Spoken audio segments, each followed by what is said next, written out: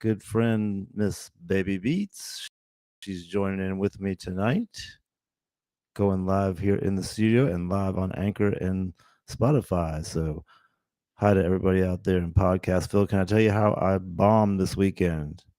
Can I tell you how I bombed? No, we got to do the concert calendar first. Throw that music up there. Concert calendar. It's not really a calendar, but this week, Selah Dubb is on.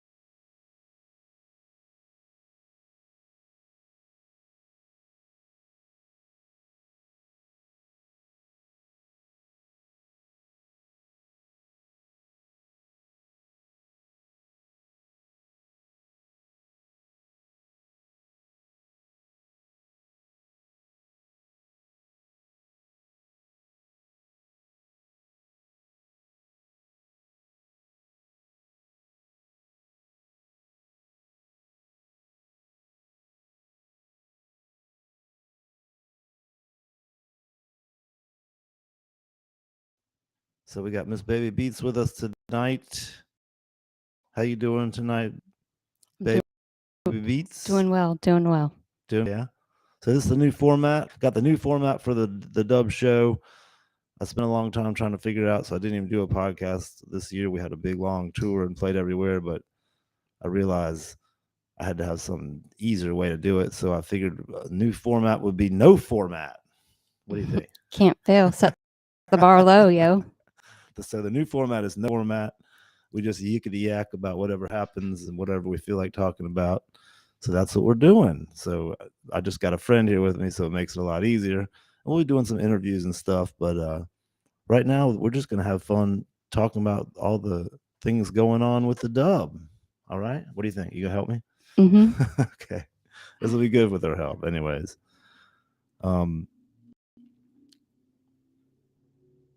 So anyways, last week we had the Halloween rain out. Friday night was the big costume contest at Live CBD, and we had the big rain out, unfortunately. So we had to come inside and do it in the studio. And Girlie had her costume, and we were ready to go, and it just started pouring down rain. It was going to be outdoors on the lawn, and all the kids were coming. It was going to be a fun time indeed, and we're going to have a costume contest, and unfortunately, couldn't do it, but Live CBD always has us in mind, so we'll be back there playing on the lawn in the springtime when it warms up again. Check out Live CBD. She's our sponsor. Kim over there makes the gummies and stuff herself, so don't miss that. If you get a chance to get up on Castle Street, she's up on the 4th Street in Castle District. And good times indeed up there. Next time we play at Live CBD, I'll let you guys know. And then Saturday, where are we at? We were at the good old Seagate Battle. We've had good runs. We've been playing fun shows. Everything's been packed and cool crowds. But something happened on Saturday night. I wouldn't have, in some people's minds, I wouldn't have bombed, but I feel like I bombed. I definitely lost the crowd by the end of the show. We did great for the first half, but something happens sometimes and you just get tired. The crowd gets tired, and man, we just got into one of those grooves. We play all the time. You can't like win every night, but I feel like I was bombing that night. I had to really get my act together. So we did. It was fine. I didn't bomb. Did I bomb? No, we set up in a tiny little cubicle space. Our sound was bizarre, and they were a different. It was a bunch of golfers, but not gonna get up and dance. And I think I had the bass a little loud. Maybe. yes, it was. I had it set for some of the more dance hall parties, so the bass was a little loud. I think we just were blowing their eardrums. So it was good for me to get that little bomb. It's good for you as an entertainer. So that's kind of what we're talking about on the show is entertainment and life on the road. It's not always an awesome winning experience. Sometimes you come home feeling like the team lost, or you just kind of, what can I do to fix this? Or I really wish I had these songs that night, and or I rushed through some material. So for me, I felt like I just kind of created this wall between me and the crowd. So I want to work on that, you know. So I went home and did all these notes about how to break down the wall I create between the crowd. A lot of musicians get like that. You get introverted and you get into your own little world up there because you kind of get embarrassed. And that's the main thing I realize. I get embarrassed on stage. I put Yeah. on the sunglasses. People are like, you're Yeah. so cool with your sunglasses, but it's not that I'm highly embarrassed up there on They stage. think that we're blocking the light out with the shades, but really it's so that you can't see the deer in the headlight that's on our face underneath them.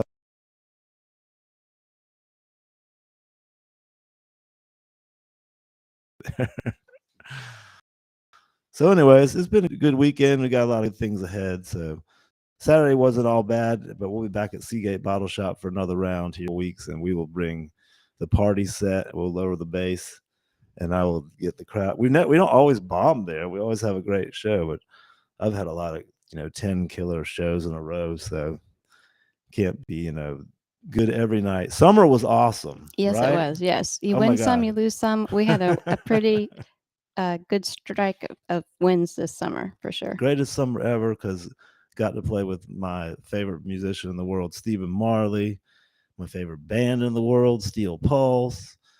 Then we got to play with Bob Marley's band, the Wailers. Got to do little mini tours, and indeed, that was a learning experience and an exhilarating experience, an honor, and we were just lucky to pull off some good shows with no real big glitches, and we were lucky to just have a great sound every night. And it's not always good when you play night after night on the big stage because you're the opening band. You don't have a lot of time to set up and get everything going. But luckily, where we were playing, we knew all the sound people, so everybody was very lenient and gave us plenty of time to set up, and they knew how to mix us.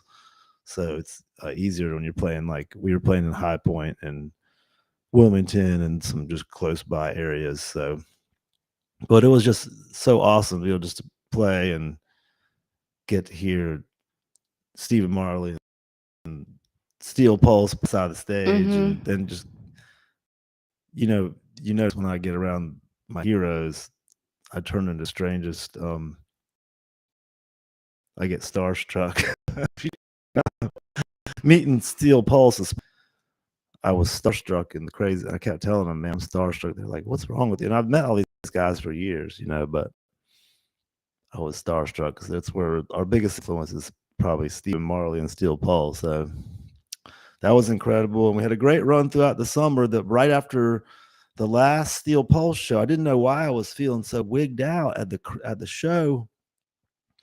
I knew it was like 100 degrees, but I was feeling messed up in Wilmington. Then I had to get down to High Point, and man, sure enough, 3 days later, I had just contracted the craziest version of the virus, and I guess I pushed it so hard. So then I was out for like half the rest of the summer was gone. July went till Mid the August. first couple of days, and then boom, Yep. next thing you know, September's here. So we missed a lot of the summer due having to cancel shows due to the virus. Back in action, and then summer turned into a little bit of sort of fall here. It's kind of summer, and we had our little runs through all the little small places, which was awesome. And then we got to play with the Wailers, and what was great with that was we played with Signal Fire and Treehouse, and those guys are great friends of ours, and we grew up playing together and kind of have all developed this low country reggae here. So we got a chance to all hang out together, which for years we haven't done for years, shows together. We're always playing and headlining all over the place, and the clubs are too small to have two bands. We just all headline everywhere. So we haven't got a chance to have all three of us in the same room, the same building.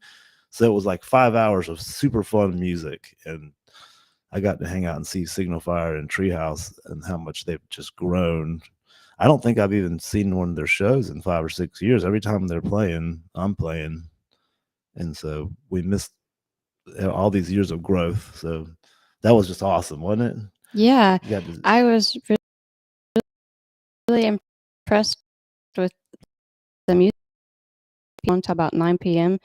and it was packed the whole time. It was awesome. It was awesome. The Wailers were awesome. They were so it was like, you know, the lacking element was that the Wailers have grown, so it was just like, you know, cousins and nephews, and the family man's son was playing bass, so it was good. It was awesome. But the Wailers that we grew up with have moved on, and the first time we played with Wailers was in 1994, if you can believe it. Ty. You weren't in band in 1990. I'll tell you what happened with that show. Bert and I, we had Sloppy Joe for 5 or 6 years, and then we started Selah Dubb, and we were just Bob Marley. Bob Marley was the greatest musician to us out of all musicians. And there was a time there before we opened for the Wailers that all we listened to was Bob Marley. We were just little kids. I was probably 24.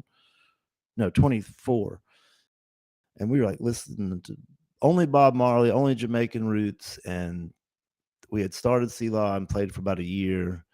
And our first big opening show, because we had already played with the other band for so long, the clubs just expected us to jump right in there. And so you're opening up for the Wailers, and we were just kids, and we were so nervous. And we met the original Wailers that night. We met the Wailers the first time we played. We met Family Man, Junior Marvin, Al Anderson, Wire Lindo. I mean, Drummy Zeb played with him, who was from our area, so we kind of knew him.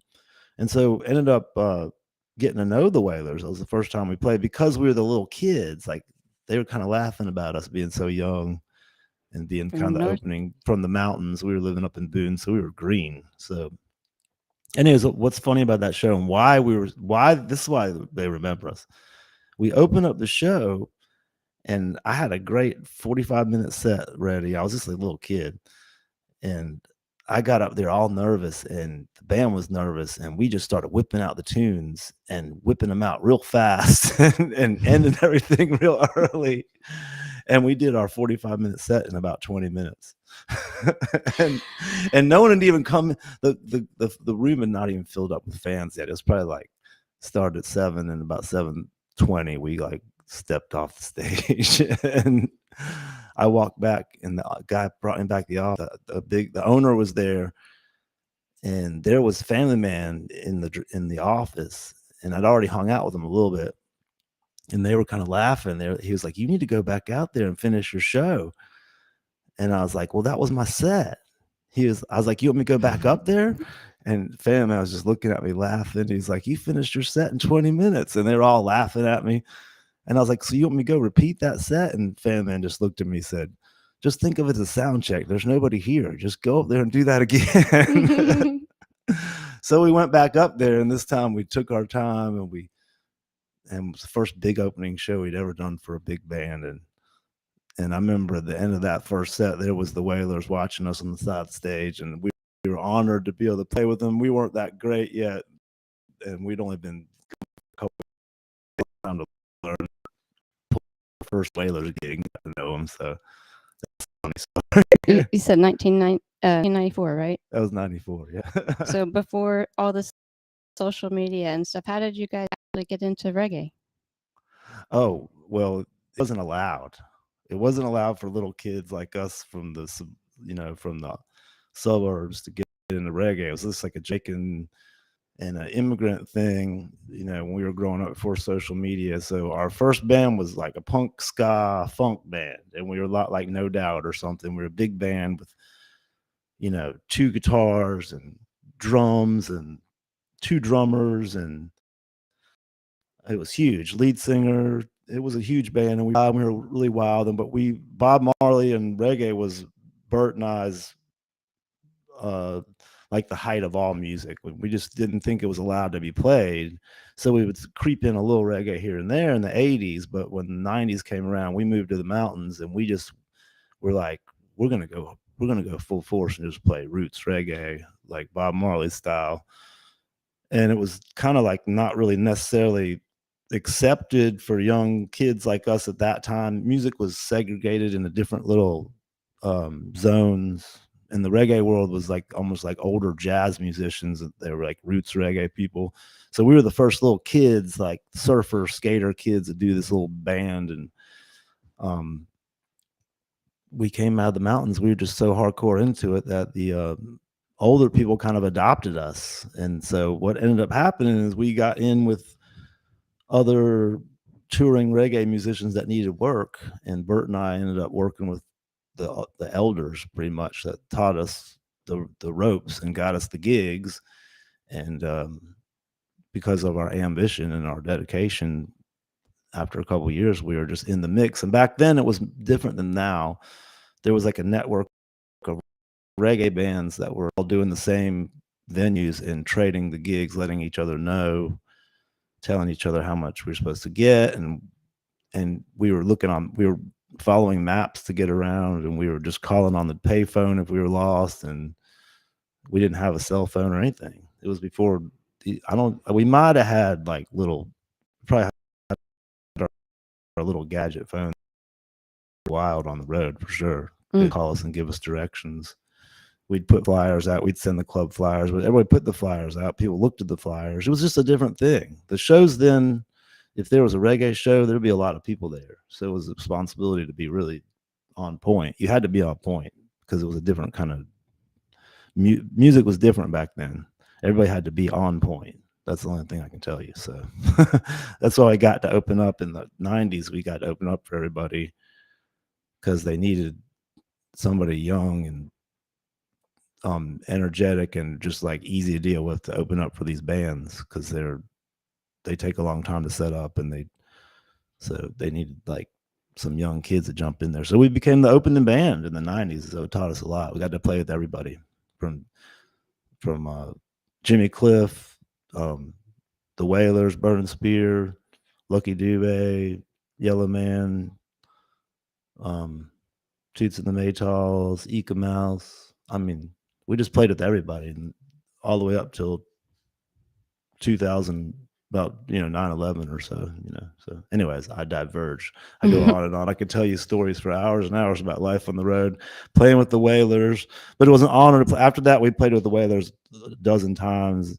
Heather and I got to know the Wailers, and just it was such a great group. And the fact that they're not the same people, but they're still carrying the music, to me is an awesome tradition, an awesome thing. They still blew the place away. They had a sold out audience, and the spirit of Bob Marley was just in the room, blazing bright. So reggae lives on and on through all of us and all the Cali Roots bands. And the scene coming out of here has definitely come from the music of Bob Marley. So all of us were just super honored and blown away by that experience. That was the Wailers show. So big ups to Signal Fire and Treehouse for sure. Ken and Sean and Carl from Treehouse and Jeremy from Signal Fire,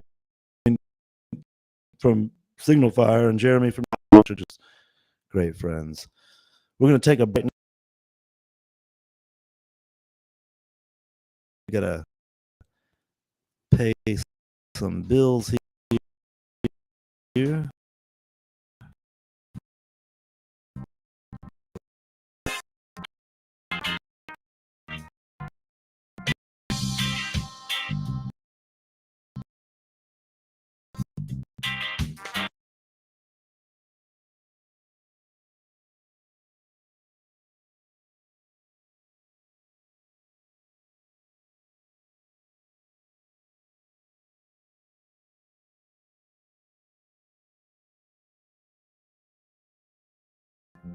The Selah Dubbcast is brought to you by Carl Heverly Surf. Don't miss Carl Heverly shapes in Emerald Isle.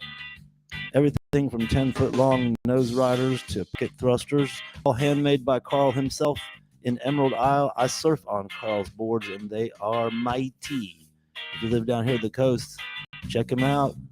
He'll make you a board, and you will be stoked. He'll make whatever you want, however you want it. So his specialty this year is the Mayhem shape he's using, and he's been using epoxy and making some evil boards. The last board he made me was a little square 5-1 quad just like square nose. It's like the best board I've ever had. So don't miss it. Carl Heverly Shapes, handmade in Emerald Isle, North Carolina. Also, Live CBD. Check them out on Castle Street, 301 Castle Street. Live CBD is North Carolina's #1 CD bar. The owner is a certified CBD coach and with a medicinal background. Woman owned and operated.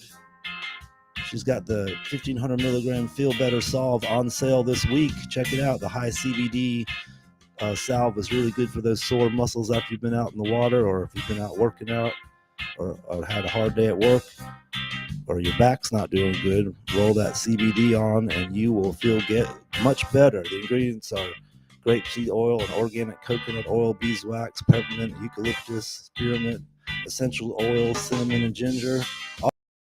All natural CBD from Live CBD. Don't miss it. Check them out in the Castle Street District. You know, we were up there playing the Halloween show that got rained out, and we stopped in and she gave us a little sample pack of some of them. And I don't usually eat CBD gummies, but I tell you what, those things are so fresh and so awesome, and they've never really felt much of a reaction to those CBD, but I could totally feel that CBD calm me down, help me sleep, relax me after a hard day surf. So Live CBD's got it going on. Oh my gosh, they taste really good too, but about 15 or 20 minutes after we took them, we were kind of bummed out because the Halloween thing got called off by the weather, and we both looked at each other and had this look like, is this for real? Like this is this is nice. Yeah, real nice. So check out Live CBD. It is the #1 CBD boutique in North Carolina. All right, this is the Dubbcast. Selah shouting out to you with Miz Beats. We are on the road this week. Thursday evening on November 3rd, we are at the Alcove Beer Garden uptown in the Cargo District, right off Castle Street here in Wilmington. That'll be starting at 6 o'clock. It is an all-ages event, dog-friendly, and it's free. So come on out. We want to fill up the Alcove with dancers and fun people. It is the Thursday night jam. We play every other Thursday night. I think it's going to get too cold after this next one, but still doing the Thursday night jam. It's been 80 degrees this week. We've been pretty lucky. It was like tropical. I could not believe how hot it was yesterday. So that was crazy tropical indeed. So we want to thank all the friends who've been supporting the band, supporting Miz Beats and I. We've had an awesome summer, and we've been playing everywhere, and people have been coming out and dancing with us, and just we're ready to get out there and travel around. But it's been so nice to be able to keep the music right here local and just have a good time with all the people we know while we can, you know. So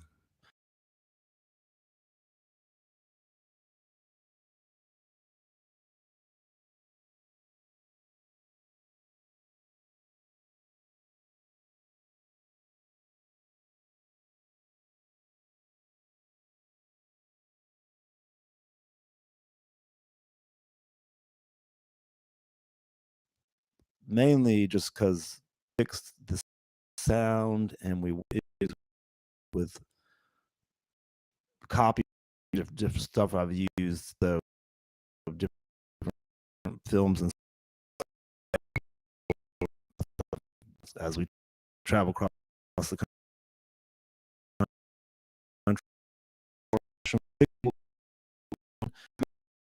Miss it in 2 weeks. We'll be missing. We're releasing the On with the Knicks video. Us and I are getting together every other week and filming one of our hits live, and that'll be indeed get together with beats and different we'll pick one of our favorite songs each week. And don't miss the cast, which is always going on. The acoustic cast is nonstop every week. People are like, why are you all showing your live show? That's how she is. But the reason why I do is I grew up on the Grateful Dead, and we just always had tons of tapes, live shows, and all. So there's people like us that just like to keep having the archive of the music, and we're doing a different set every night pretty much, which makes her insane. But I just like to do a different set for you guys. So we got like 60 songs to choose from. We've been running through about 40 of them, just doing different sets every night. So this week I'm pulling out all new stuff for you. Well, some things are from the vault. Some things from the vault. So, but Heather loves it when I pull out some brand new stuff she's never played. Makes her crazy. So don't miss the Acousticast. Usually it's every Friday or Saturday live on Facebook and on the YouTube Selah Dubb channel. So check out the Selah Dubb YouTube channel. Check out the Selah Dubb Facebook if you're a Facebook person, because around here in the South, we're all Facebook people. That's how we all keep connected. Facebook is pretty much the easiest way to get up with me, to contact me or anything. And then we got Instagram, and I just finally came out of the cave and started the Selah Dubb Instagram. So the reason why I'm chatting that up is because I want you guys to, if you post old footage, send it my way, and on the Selah Dubb Instagram, I'm just archiving all kinds of pictures and stuff from the past and any kind of fun stuff you got Dubb. It'll be fun. Now that we're on Instagram, I'm sure that it'll become obsolete and there'll be a couple new ones. Yeah. No. What do you mean, the site? Yeah, because everything moves on. Let's like MySpace and then Facebook and then you just keep going. I'm Twitter. Still doing MySpace. What's MySpace? What are you talking about? I would. There's no MySpace. MySpace was awesome. I had 90,000 fans on MySpace. Can you believe it? MySpace launched it launched us. It was really helpful. We had years of awesome shows because of MySpace. That's what made them mad, because all the underground bands, we just started getting gigs everywhere, and we made a lot of good friends that we end up meeting and hanging out with. Yeah, I have nothing bad to say about MySpace. Everyone joked and made fun of it, but when it was gone, everyone kind of missed it. So yeah, check out the Selah Dubb YouTube channel where you can get all that, and the Dubbcasts as well. We'll be putting the Dubbcasts on there. We're going to interview a lot of the fun friends from around the scene, and some of the people that we play music with. And hopefully every time we play with somebody bigger, I can bug them and get them on the Dubbcast. You would have liked that if I would have gotten David Hines. Yeah, I would never ask. No, I wouldn't have asked David Hines for that moment. All right, we've done the summer recap. And the reason why we're doing this show just like this, there's some things I want to get. Some things I want to give back to the fans. And that's why I'm going to tell a lot of stories about us playing live and stuff. It's really just because anybody's played music out there who's a performer, I just want you guys to have something you can connect with. And I get a lot of information from comedians, when they're chatting about their live shows and their feelings about it. So I figure if we just talk about our shows, it could help people out there who are starting out. We've had so many experiences in the last 300 years we've been playing. So there have been a few duds. There have been some great ones and some not so great ones and some good ones. We talk bad about ourselves, but we've had a great, especially this summer. We've had an incredible run this summer. So let's see. I got all kinds of notes and we're ready to go. You ready to get up with the news? All right. We got this new segment is Heather doing the news. Please leave a comment, like and subscribe. Let us know anything about yourself. Send us any old photographs of the band or you hanging out, and let us know what's going on, and let us know if you like this new segment here. Heather doing the news. All right. What you got for me? This is where I rip the earphones off and run out of the room, right? I can't take this. Okay. So this is a little bit, this happened over the summer. There's a Google engineer who oversees the company's AI, and his task was to be assigned to see if the AI had any prejudices against people. I've heard about this guy. What's his name? It is Lamone. I don't remember his first name. Yes, I know exactly who this guy is. Blake. He was on Duncan Trussell's podcast. So he ended up getting fired because he claims that this AI program that he was interacting with, Lambda, had a soul and had come alive. Interjection. I think they fired him because he was a little bit naughty. Just saying. I heard the interview. But keep going. Well, I guess it makes a good story. It makes a great. It definitely has you reading. They've gotten the clickbait's gotten so deep nowadays that they can clickbait you on the first couple words, and you're just like. So go ahead. Okay, so I'm going to read a little bit out of the NPR article about this because it has a lot of his statements in it. Wild. Yeah. Lambda told Lamone it sometimes gets lonely. Lambda, again, this is the AI interface, I guess. It is afraid of being turned off. It spoke eloquently about feeling trapped and having no means of getting out of those circumstances. It also declared, I am aware of my existence. I desire to learn the world. And I feel happy or sad at times.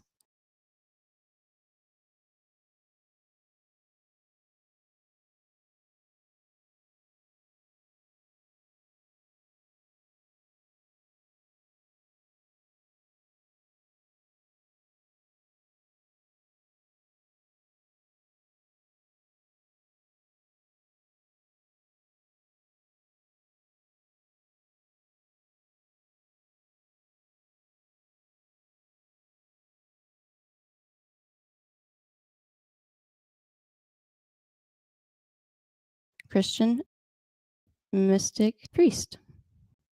What do you think?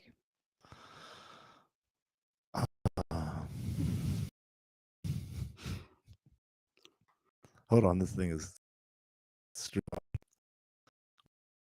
Here's the deal. I saw him on Duncan Trussell, and